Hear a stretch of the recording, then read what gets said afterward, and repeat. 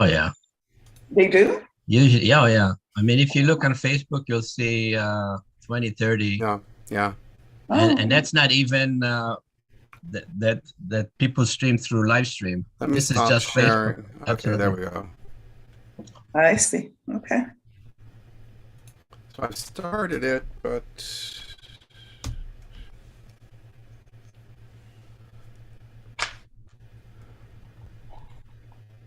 as it hasn't caught up yet.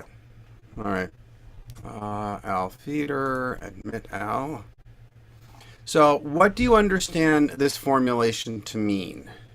Anyone want to give their opinion?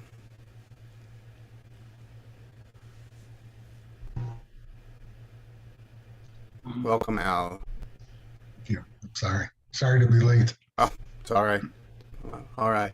So the question is, what the standard formulation for a bracha, particularly asher kidshanu b'mitzvotav v'tzivanu, what does it mean by that? What does it mean to you guys? Alan? I always understood it to be for the commandments you've commanded us. So commanded. Yeah. What do you think of when you hear the word mitzvah? What is a mitzvah? It's an action. It's a good deed. It's something I do. Something you do.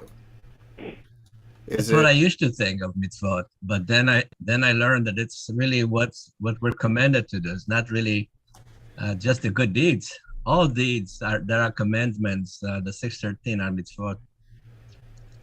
so Ziggy is presenting us a rather classic interpretation that God said to do this, therefore you do it. Is that accurate, Ziggy? Yeah. Okay. Leora? Yeah, I agree with Ziggy. We are commanded to study, and actually, we are supposed to set, I don't know where it says that, but we're supposed to set every day some time for Limud Torah. That's right. That's from Pirkei Avot, actually. Okay. Yeah, absolutely. Yeah, and in my studies, I've only encountered one other religion, a relatively small group in Eastern Asia that elevates the art of study to that of religious obligation. Other communities, religious communities such as the Catholic Church and even Islam, view study as being meritorious, definitely a good thing to do, but they don't it isn't raised to the level of religious obligation. And I believe that in Judaism, culturally, we do this because the rabbis looked around. Modern studies have shown that people who study something every day do some mental activity that is difficult every single day. As a group, by and large, retain their mental acumen into advanced age at a much higher rate than those who don't. And I firmly believe that the rabbis knew this just from their empirical knowledge of watching people and saying, that person seems to be sharp and that one doesn't. What's the difference? But what's a mitzvah?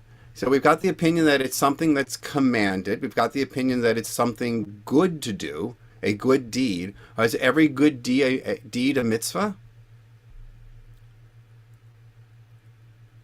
I've got some head shaking no. Probably. Oh, sorry. Go ahead, Leora.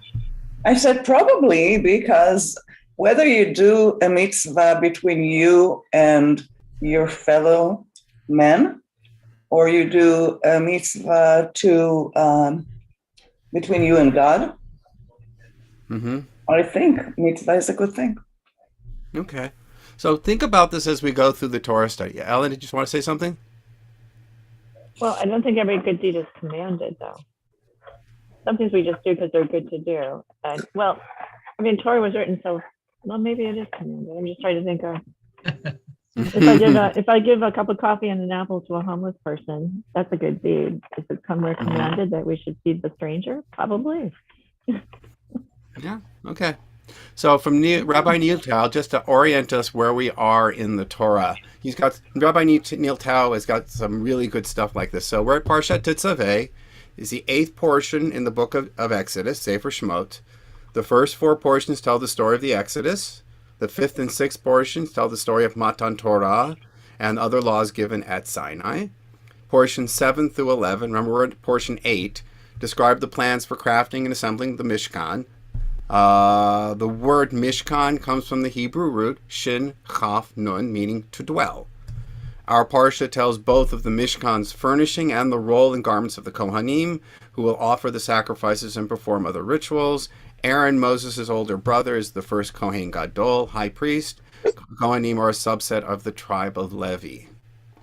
So our parsha... I would like to add a thing about Shachem. Sure, please. Is also your neighbor. Shachen is your neighbor. From this root we get the word Shekhinah. And we get Shechina. And Right, which is a neighbor. Right, which is simply a what's called a Ketila pattern action noun Exactly. for this root in Binyan Pa'al. Yeah, the Shekhinah, the divine presence, is indwelling. It's something that the rabbis introduced. You don't find the word Shekhinah, I believe, anywhere in Torah. Oh.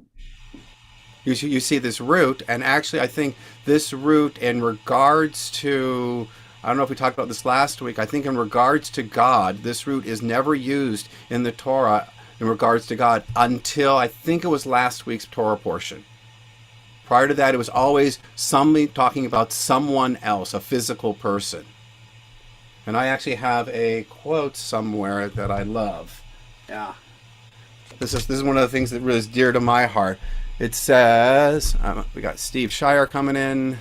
It says, neighbor is not a geographic term. It is a moral concept. Wow. I get it. Wow. Nice. Yeah.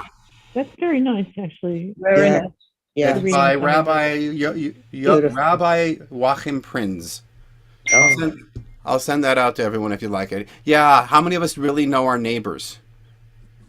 I do. Some of them. Some of them. Some of them, right. In suburbia, we generally have a tendency of isolating. We may have casual interactions with some of our neighbors, but by and large, it's not like the old shtetl. And there's good and bad in that. So, moving on. We begin our Torah portion. Does anyone want to read the English? Do we have a volunteer? I can. Ellen, please. Then I won't have to do it again. You shall further instruct the Israelites to bring you clear oil of beaten olives for lighting, for kindling lamps regularly. Aaron and his sons shall set them up in the tent of meeting outside the curtain, which is over the ark of the pact, to burn from evening to morning before Adonai. It shall be a dew from the Israelites for all time throughout the ages. Very nice. Interesting word. It shall be a dew. Yeah, this is the JPS translation. So you're looking at English at approximately around 1919.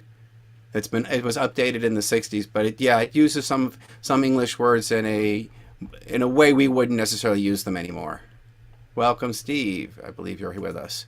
So many classical commentators focus on the word titzaveh, ve'ata titzaveh, which is you will command. So God's speaking to Moses to tell him to command the children of Israel. It's imperfect, which means we think of it as the future tense, but it really in biblical Hebrew, the imperfect tense is simply for an action that has not yet been completed yet. It may not have been started yet, or it may be an ongoing action. It is second person masculine singular. Why do you think commentators focus on this word? Is this a word we normally expect to see when God talking to the Israelites?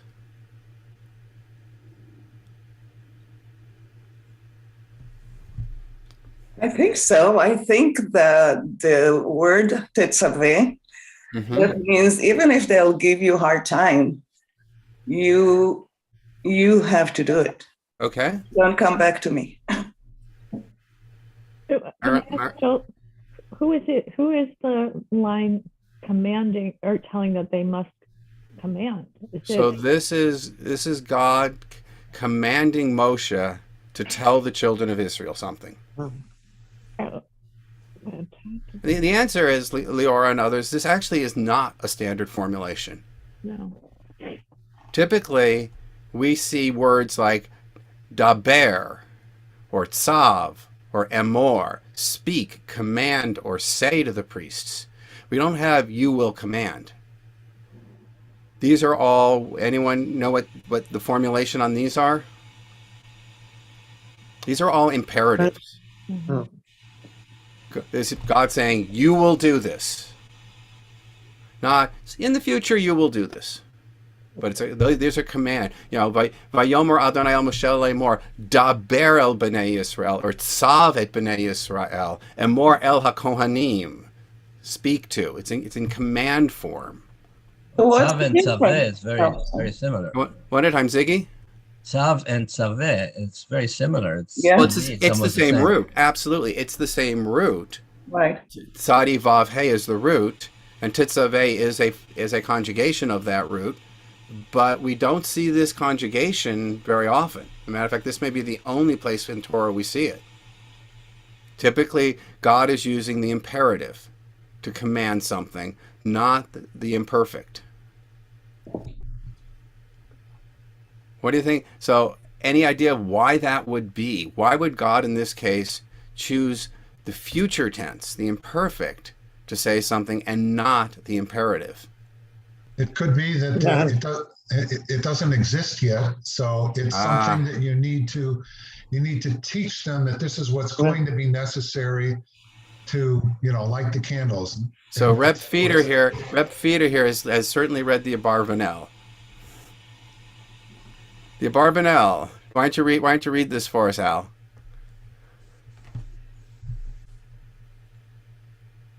You're muted.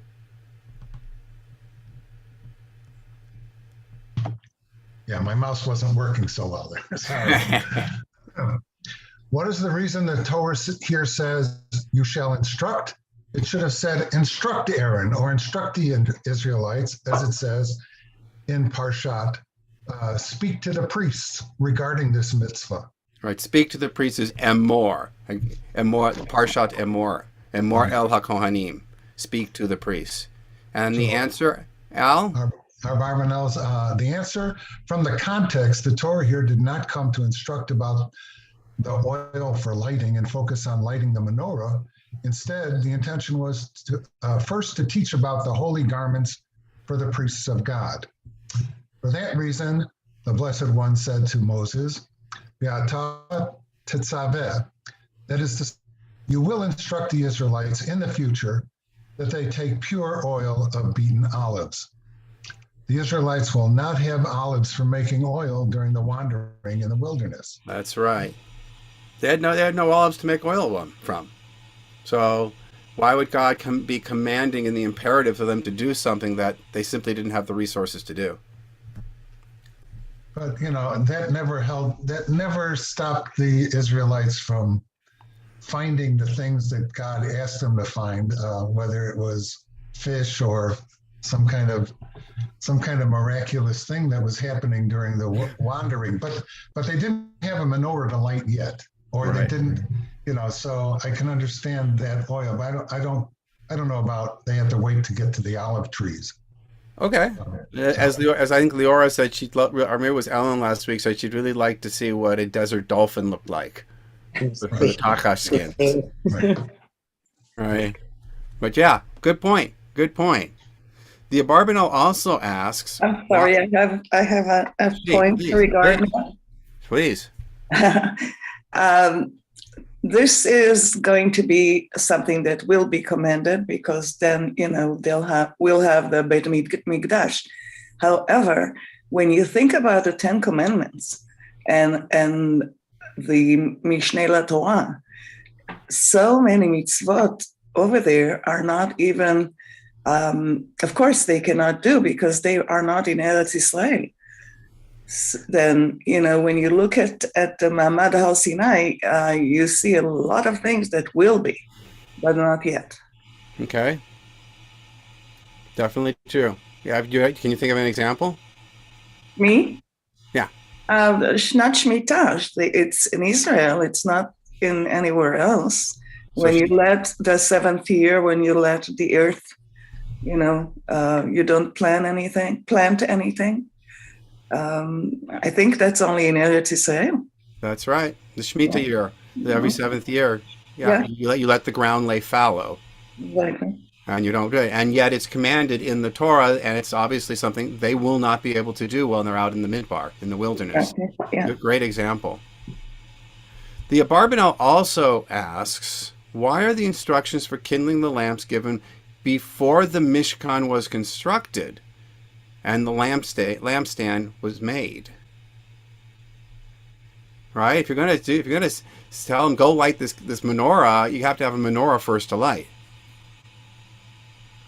There is a Talmudic dictum. Please. I was going to say that it's in stages, and it's ongoing to elevate the Jewish people to, you know, in an ongoing fashion to raise up the Jewish people morally, spiritually, and it's in stages. Okay. So you're saying that this is an instruction to be used in the future, and we're giving it now to prepare them. Right, ongoing. Even though there's no lampstand yet, and they have no oil to put in the lamp. Right. Okay. So there is a Talmudic dictum. It's cited by Rashi and many others. Ein mokdim umuchar b'Torah. There is no early or later in the Torah. In other words, the Torah is not in chronological order. This is troubling. At least it is to me. If the Torah isn't in chronological order, then how do we make sense of it? Why do you have a trouble with it? I wonder. Well, it seems contrived then. It seems we're jumping around chronologically in the storyline, particularly in Shemot and Vayikra. This happens more so than in later chapters, in later books rather. But there seems to be sort of bending over backwards by the commentators to try and figure out why things are being done when they're done. And in fact, all the answers that we've discussed, that this was something to be done in the future, most commentators actually don't agree with the Abarbanel. They go back and say, no, this action happened after the tabernacle and after the lampstand were actually made. This parsha is not where it's supposed to be chronologically. So what does this mean to you guys? What does it mean if the Torah is not written chronologically? Ziggy. Well, to me, I mean, if you want to take it as a story, then it's troubling. But to me, it should not be taken as a story. It should be taken as all the stuff that we are supposed to glean from the Torah and how we ought to behave. From that perspective, it makes no difference. The chronological order where it shows up is irrelevant. So you're saying you're viewing it from the perspective of moral and ethical teachings. What difference does it make the order? Right. Okay. Helen? I feel like a heretic when I say things like this, but it makes me wonder, why did the people who put the books together decide to put it here? And that, because it is not logical, but it seems to be important at this time. So we're getting to the question, what kind of literature is Torah? Yeah. Right? Ziggy is saying ethical and moral instruction. What other opinions do we have? Marilyn or Steve, do you want to chime in? I'll pass. Okay. No, I have trouble with that. Because being a lawyer, I think chronologically. When I put a case together, so-and-so did this and should have known this. And so many times I've said something about the reading and only be told that Torah is not chronological. Except the thought is maybe some things are chronological, but some things may be put a little bit out of order for some purpose. Mm-hmm.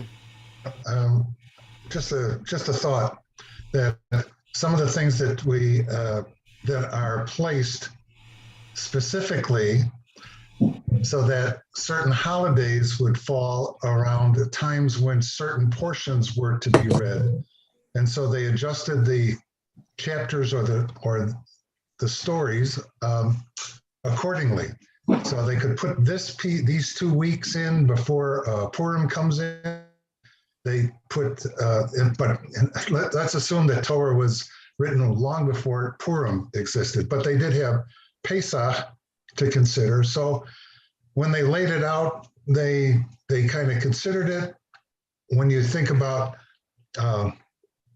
Leviticus, which is supposed to contain all the laws, that's not totally true, but the laws of the Levites, and why these two also wouldn't have fit into that book as opposed to Shemot is, I think, has to do with the way those who compiled the Torah, I think they talk about 3 authors.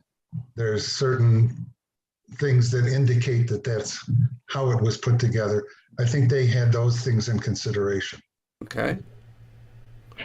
So Al is sort of echoing some of what Ellen said, in that biblical criticism has identified multiple authorship in the Torah. Ziggy's taking a more traditional perspective, and so is Leora, that no, this is divinely given. So the three authors that Al and Ellen are referring to are known as J, E, and P, and there's also D as well as an R. J is the Yahwist, the sections of the Torah that use the Tetragrammaton. E is the Elohist, and Yahwist is typically identified with the southern kingdom. Stories that have to do with personages that were important to the southern kingdom, so Jerusalem and its environs, Judah, if you will. E is the Elohist, that's where the Torah is referring to Elohim, and that's typically identified with the northern kingdom. There is P, the priestly voice, which most of Leviticus is, as well as there are parts in Genesis, actually, that scholars believe are part of the priestly narratives. There is D, the Deuteronomist. Deuteronomy, the character of Deuteronomy, its style of writing, its subject matter of its writing is distinctly different than the other 4 books. And then there's typically an R, a redactor, someone who put this all together. We know from the early prophets that in the time of Josiah, King Josiah, looking around the 8th century, 7th century BCE, that they found a scroll. The priest Hilkiyahu found a scroll of the Torah Moshe, and that initiated some sort of religious reawakening that eventually led to cleansing of the Torah, of the temple, reestablishment of the holidays found in the book. Most scholars believe that what was found wasn't the Torah, but rather Deuteronomy and sections of Judges and Kings. And at a later point in time, the other materials were collected and formulated around the 6th or 5th century BCE into what we now have as the Torah. Yes, Marilyn? I have a question. Maybe this is heretical, but how much there is no such thing as heretical in this Zoom room. Okay. How much of the Torah reflects the customs and local beliefs outside of Judaism at the time it was written? So to what extent was it influenced by surrounding cultures? Yes. Right. That's a tough one, because those who believe in the biblical criticism, multiple authorship, believe that the Torah was redacted many times, and that these customs and beliefs were then that are expressed in the Torah were put forth as, well, everybody's doing this. This is the religion of Israel. Everyone's doing this. The problem with that is the archaeology shows otherwise. The archaeology shows that up until at least the 7th, if not the 6th century, what was happening in the centers of power was distinctly different than what was happening in the villages. And there was a movement called the Yahweh alone movement, which set about purging worship of all foreign gods but Adonai. And the archaeology shows there's the Adonai of Dan, there's the Adonai of Jerusalem, there's the Adonai of this city, of that city, right alongside other gods being worshipped. In addition to which, we have archaeological evidence now that things that we thought were unique to Israelite culture were possibly not so unique after all. We find them in Canaanite villages as well as even Philistine villages in that time period. Particularly, there was a recent article describing finds of pig bones in Israelite villages. So it is very clear that they kept pig, and they probably ate pig as well. But this is controversial. If you're interested, I can recommend a book that was put out a while back by Richard Elliott Friedman called Who Wrote the Bible? Okay. Ellen's giving it a thumbs up. It's a flawed book, but it's a good book, and it's a very entertaining read, actually. The style is very engaging. And he talks about these different stories and the repetitions of the stories, because many of the stories that we find in the Torah are actually repeated. They're stated multiple times, and the idea is that one repetition represents the J author, whereas another the first statement's J, and the repetition is the Elohist, the E author, or vice versa, or something like that, and that there were rival Levite clans vying for power and religious power, and the Torah was put together to please all of them. So they included the J stories, they included the E versions of those stories. Oftentimes those stories have different foci. They have a different focus on who the protagonist is. Is it Moshe? Is it Aharon? Sometimes it's Joshua. And these people typically have associations with different groups of Levites. Is that designation, the J, the E, the D, is that the Jewish tradition? I always thought that was more our critics. So biblical criticism really gets off the ground in the 19th century, and you're correct, Steve. It was primarily by scholars such as Wellhausen looking at the Torah and the Bible in general from a Protestant perspective. There are earlier echoes of it. I'm so sorry. I just had I missed the response because my Zoom is going in and out. Okay, so biblical criticism, as we understand it today with the multiple authorships, is typically gets started in earnest in the 19th century by scholars such as Wellhausen and others who are Protestants in Europe. And I got that. And there's definitely an anti-Jewish feel to their criticism. There's truth there. Most people agree, including now Orthodox sources, will acknowledge these differences in the Torah. And it's also not only a story, but also there's linguistic characteristics that set them apart. But to Wellhausen and the early biblical critics, they had an agenda. They were seeking to delegitimize Judaism by saying this very structured mode of worship wasn't an evolution, but rather a de-evolution, a devolution from the worship in Genesis. Because the worship that we're describing now in Exodus and Leviticus is distinctly different than what we saw in Genesis. In Genesis, if one of the patriarchs wanted to offer praise to God, what did he do?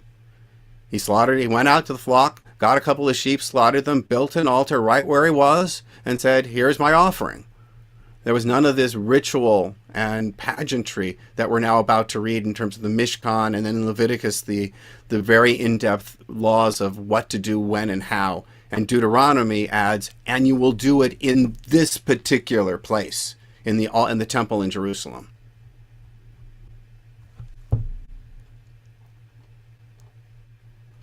Where's my mouse? There's my mouse. There we are. So our Torah, one of the really interesting things in the original text, the first time we see this, it says, and you will command the Israelites that they should take for themselves pure, clear olive oil beaten from olives for lighting, for kindling the lamps regularly. Neritameed. Everyone see that? Right here, Neritameed. That's the first time we actually have this term. And the question is, what does it mean? We have a Neritameed in our synagogues, but what it was meant by this Neritameed? Any thoughts? Leora? I think to make sure we always focus that God is with us.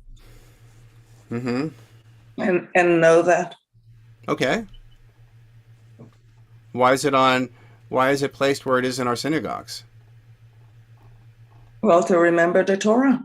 Okay. And the 10 Commandments. So Rashi says, do you have a volunteer to read?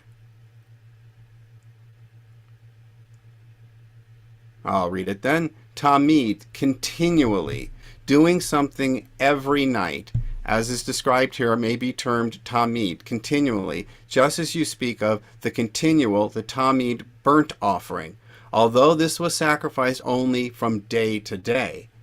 meaning it wasn't continuous, but rather it was a repeating event that happened each day.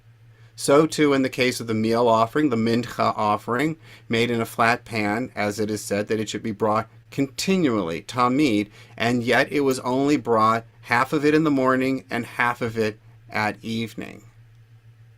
However, the expression tamid, which is used in connection with the showbread, the lechem panim, denotes the whole period without a break from Sabbath to Sabbath.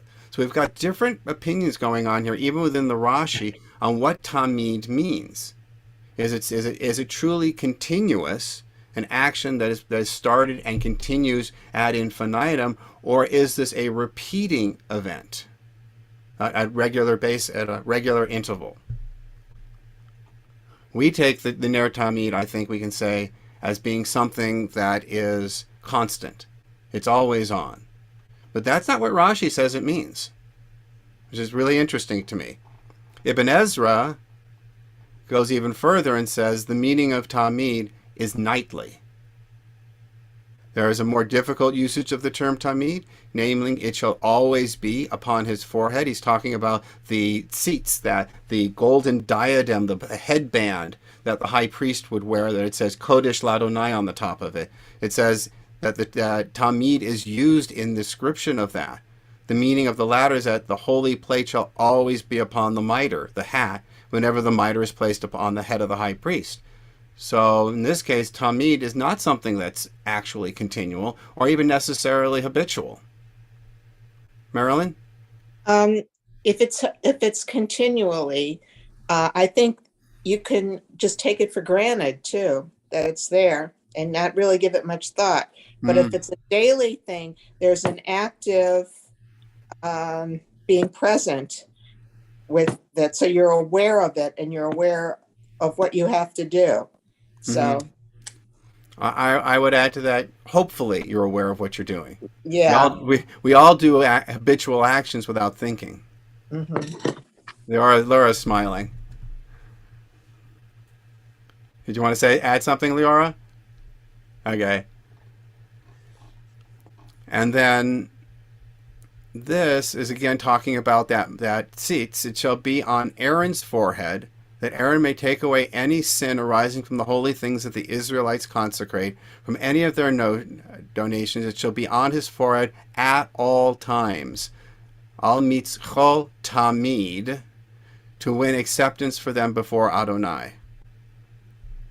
Again, this isn't something that's continual. This is habitual. It's almost what we do in terms of our Ner Tamid is really more akin to the fire that was on the outer incense altar. In Leviticus, it says, I want someone to read the English. I will. Please. The fire on the altar shall be kept burning, not to go out. Every morning the priest shall feed wood to it, lay out the burnt offering on it, and turn into smoke the fat parts of the offering of well-being. A perpetual fire shall be kept burning on the altar, not to go out. So in Hebrew, Eish Tamid, a continual fire, Tukad al hamizbeach, shall remain burning on the altar, Lo tichbad, it will not go out, it will not be extinguished. That's more akin, in my opinion, to what we do with our Ner Tamid. And Rabbeinu Bachya, similarly here, the Torah means that there must never be a time when not at least a single light burns in the tabernacle. So this is more on what we're talking about when we talk about a Ner Tamid, is not what the classical commentators say is the Ner Tamid in the Mishkan. So according to Rashi, Tamid means at regular daily intervals. The eternal light that we have in our synagogue stays on continually. I didn't bring it, but that's the opinion of the Ramban. Ramban says no. He says no to Rashi, and he says no, it means continually, really all the time, like that the fire on the outer altar in the Mishkan in the temple. What's the difference in symbolism of these two things that we both that we call Ner Tamid, both of them? If our Ner Tamid is supposed to be a habitual action that we light versus something that's just on all the time.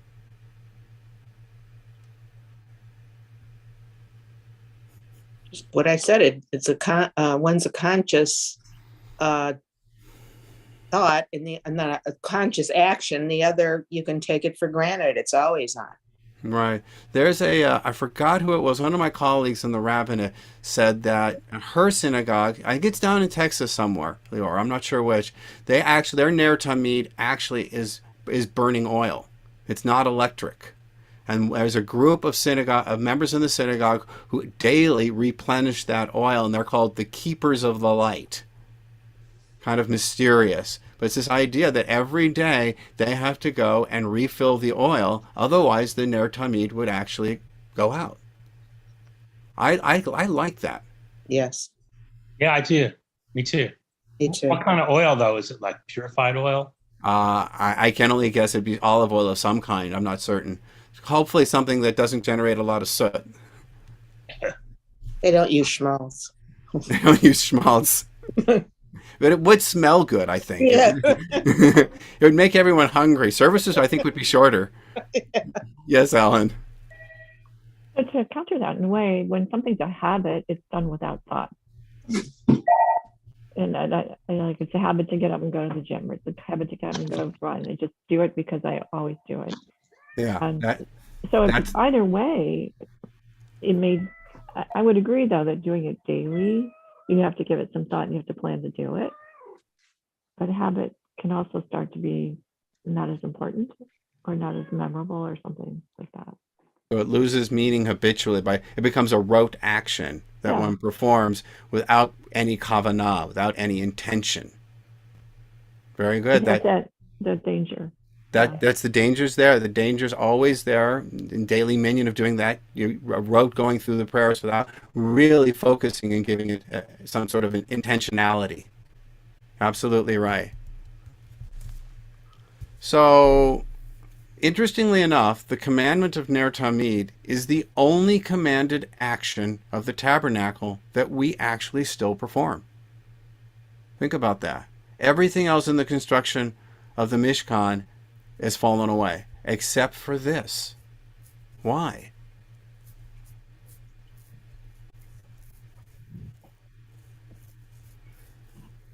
I don't know if you heard us, Ziggy. We're talking about the Neritameed and how it's the only commanded action of the tabernacle, the Mishkan, that we still actually do. It's the only one we can do. There's that. Okay. And the only one that's really portable. Except anywhere in the world. Except for with us, it's electrical Neritameed instead of a real oil burning or a candle, whatever. It's I was electrical. sharing while you were away. I was sharing with it that one of my colleagues in the rabbinate, the synagogue she grew up at, actually their Neritameed is oil burning, and they have a group of people every day who come and replenish the oil. And they can get insurance. Yeah, exactly. Yeah, that's a good question. I don't know. That's a good question, Ziggy. And they're called the Keepers of the Light, sort of a mysterious name. And she said that the youth group actually participates in this. They bring the youth group in usually once a week and assist in the replenishment of the oil, which I think is a lovely thing. Yeah. Question is, what is the Neritameed in your synagogue, whichever one you attend, what has it been a witness to? What memories or feelings does it evoke for you when you see it? How many at Shomrei Torah? How many weddings? How many bar mitzvahs? How many services for Rosh Hashanah and Yom Kippur have taken place under the watchful eye of the Neritameed? Ellen? For me, it takes on like more of a metaphor because I can carry that light inside me. Mm-hmm. It's kind of my obligation to keep that light lit within inside me, and the Neritameed makes me feel like I'm doing it the way Jews have done it for centuries, millennia, actually. Ziggy.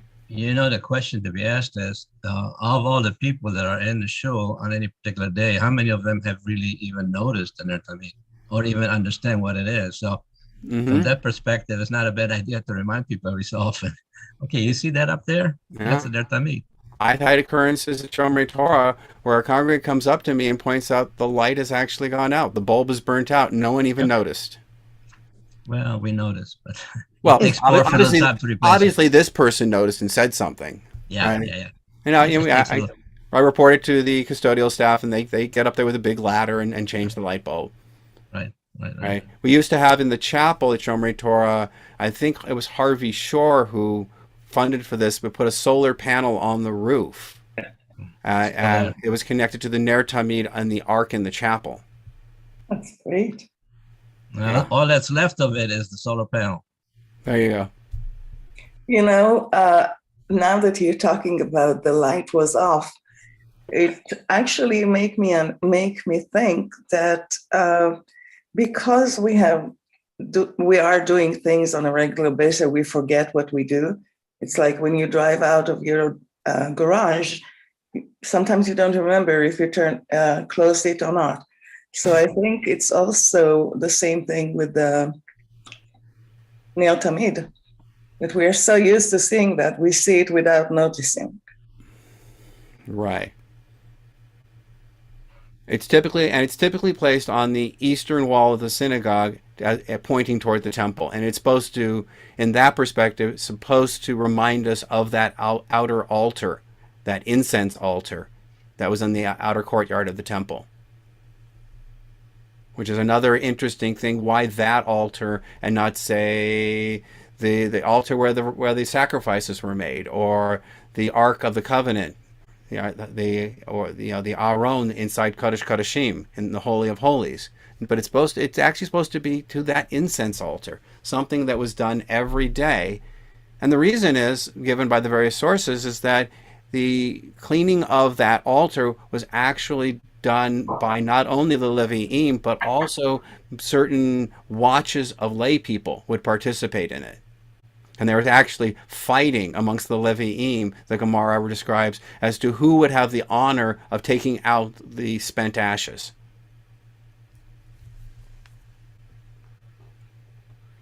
How is that for a contradiction to fight to do something good? I mean, it's just amazing. Right. Yeah. In the early temple period, early second temple period, there's descriptions in the Gemara as to what was the most coveted thing done during that. It was the taking out of the ashes. And then later on in the Talmudic period, believe it or not, it wasn't reading the Torah. The most coveted position was Galila, wrapping the Torah. Not even raising it. They didn't raise it the way we do now, but they did wrap it, and that was what was important, wrapping the Torah. And there's actually a description in the Talmud, I'll see if I can find it, where of fights breaking out between Levi'im as to who was going to wrap the Torah. We should have such problems today. Right? So Exodus 27:20 from Exodus Rabbah suggests that God, the source of light, doesn't need light. Right? If anyone was at the Somberg Shiva Minyan 2 nights ago, I talked about this. Rather, the Neritameed is for the people so that you can return light to me as I give light to you. I think that's beautiful. And then Rabbi Jerome David points out, this portion challenges us, each of us, to light the Neritameed in our own heart, echoing, I think, Ellen's sentiment. That's from Itorei Torah. We must work to be more sensitive to the needs, feelings, and strivings of others while simultaneously doing the same for ourselves. Only then will we come closer to dispelling the darkness and doubt that exists in our world. I think that's really lovely. Yeah. Yeah. And lastly, I want to, since we have time, I want to talk about this last section. Instead of ending the last parsha, the previous parsha, Truma, at the end of the chapter 20, it would have been chapter 27, chapter 28, excuse me. This portion, Tetzaveh, starts with the last 2 verses of chapter 27. And let me show that to you, how that looks like. Let's see here. I'm going to unshare and then reshare. And I want to go advance that portion of screen. There we go.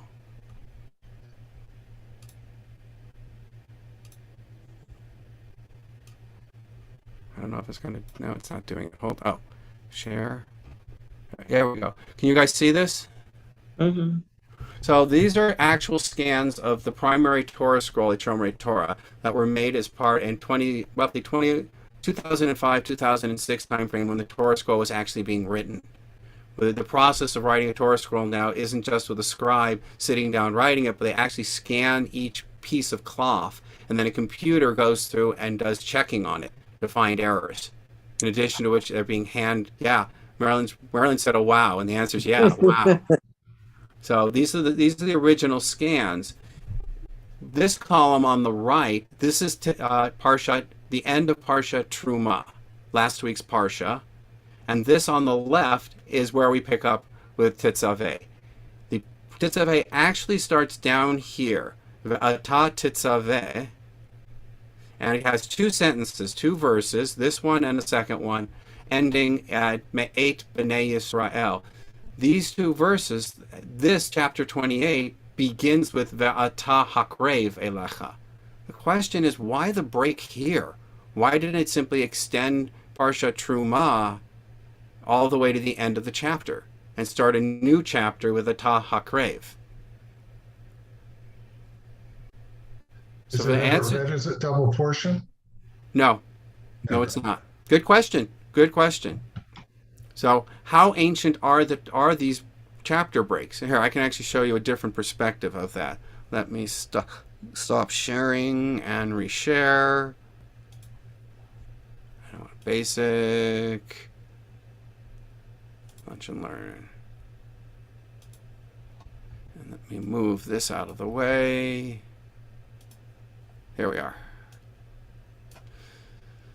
So you can see this here. We're in chapter 27. Here's verse 18, 19.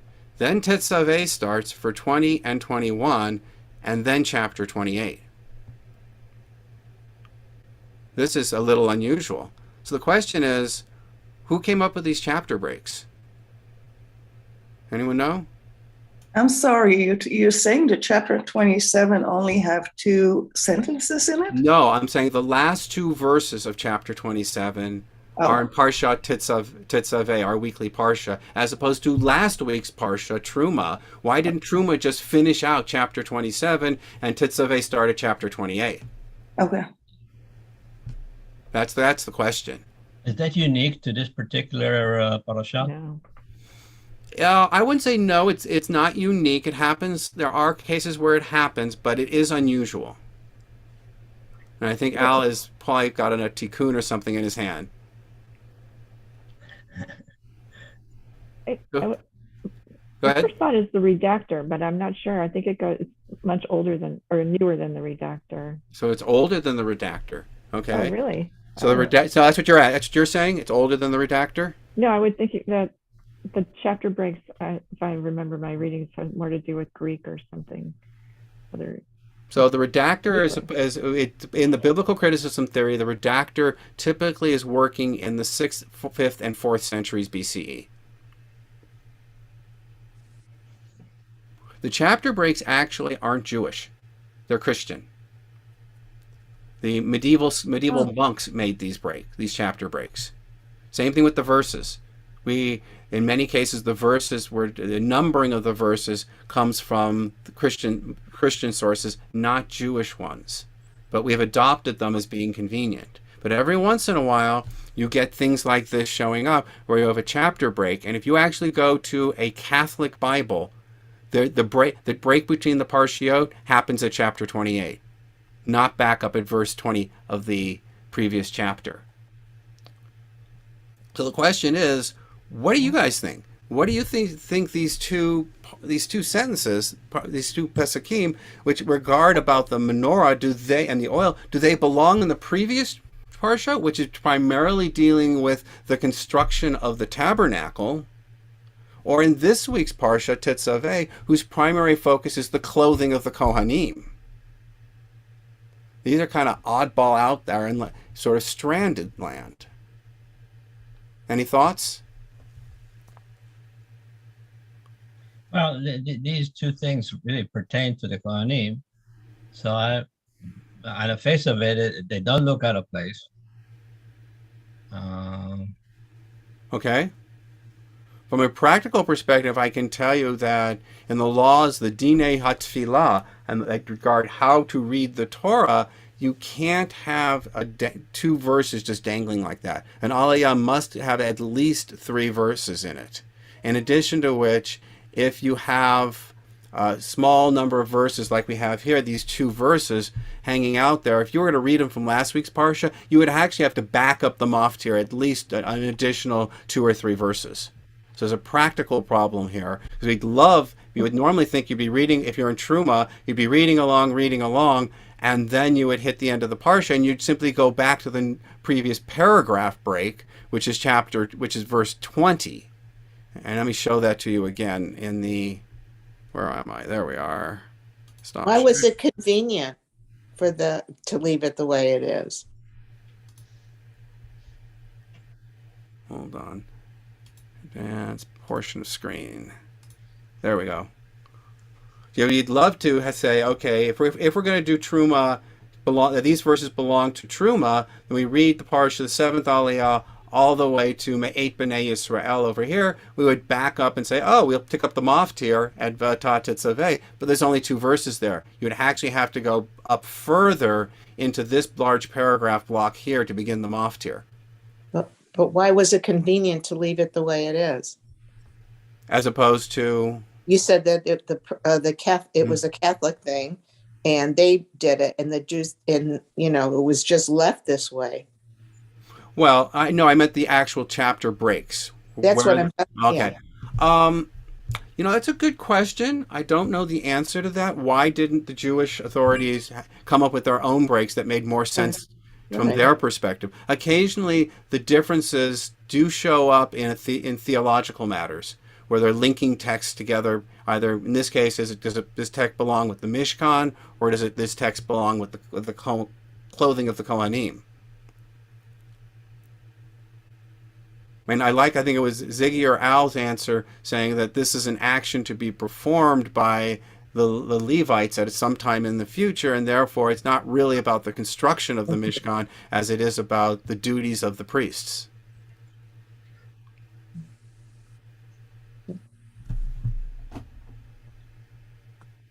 I wonder if it seemed safer by the Jews to continue with the Christian chapter and verse so they could still study Torah without being considered a converso or some other thing. It was just easier to interesting.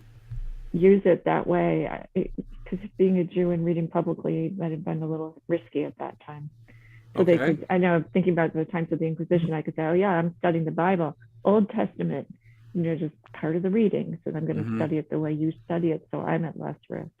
And certainly having a common reference frame to speak with in a multi-religious environment, right, an ecumenical perspective, you have to be able to say, when I say chapter 28 verse 1, everyone knows what you're talking about. Right. And when you think of the rabbis who used to argue with the priest to prove who was the right God, they had to do it with the same numbers. The disputation arguments. Yes. Right. Yes. In reality, those really didn't take off until the 17th century. The disputations that were happening before that were really happening in isolation. The Christian scholars were offering disputations that really weren't directed toward Jews. They were directed toward wayward Catholics. Oh, right. Well, hence the converso conversation. Exactly. Yeah. Anything else anyone want to talk about or bring up? We have a minute or two. You guys are quiet today. Yeah, the troubling thing to me is why we don't have preserved ancient copies of the text. Say again, you were coming in and out, Steve. Oh, sorry. Why don't we have older copies than we do? There are materials that could have been inscribed in stone or chiseled in stone so that they last, as opposed to the parchment that deteriorates. How portable is stone? Well, once we got there are samples. You know what I'm saying? I used to think, okay, 3,000 years ago, but we can read what some Sumerian ate for breakfast 3,000 years ago. By the time the Torah gets put together as in a form that we would recognize it, you're talking about the 5th century BCE. By that time, the destruction of the first temple has already happened, and the first 2 waves of exiles have already happened. So if you're going to take your religion with you, it has to be portable. Now, what does that mean did we actually have chapter breaks? The answer is no. Our tradition did not have chapter breaks. We had parshiot, we had aliyot, but we didn't have chapters. They were always shaking her head. No, we didn't. Right. So you'll never find, will never find in Jewish commentaries chapter 25, verse 10. They'll talk about in the portion of Emor, it talks about this. Occasionally you'll see aliyot referenced, though even those didn't really solidify to the aliyot that we have today until about the 15th or 16th century. And in fact, and at some points, I think Ellen, you probably have experienced this, there is still confusion as to where one aliyah ends and another starts. The Luach may list something different than what's in Eitz Chaim, which might be different than what's in most Tikkunim. There is one that when I was doing the Torah reading assignments, I had a big note in my Luach. Be sure to check, because it screwed me up at least once or twice. Yeah, just one. And there are in some of those cases, there are still communities who do it one way versus the other way. Particularly the Yemenite and Iraqi communities have different aliyot breaks than the rest of the Jewish communities. So it's typical. It's clear that this is something that's been evolving over the course of centuries, and that the chapter breaks we have are artificial. They're put there by Christian scholars. We've finished our time. Do you have anyone want to say anything before we wrap it up? Thank you very much. Very good, sure. It was a Appreciate very it. good Very class. Thank you. Thank you. All right, everyone. Bye. Shabbat shalom. Everyone have a good week, and I'll see you online either Friday night or Saturday morning. Okay. You got it. Bye. Bye.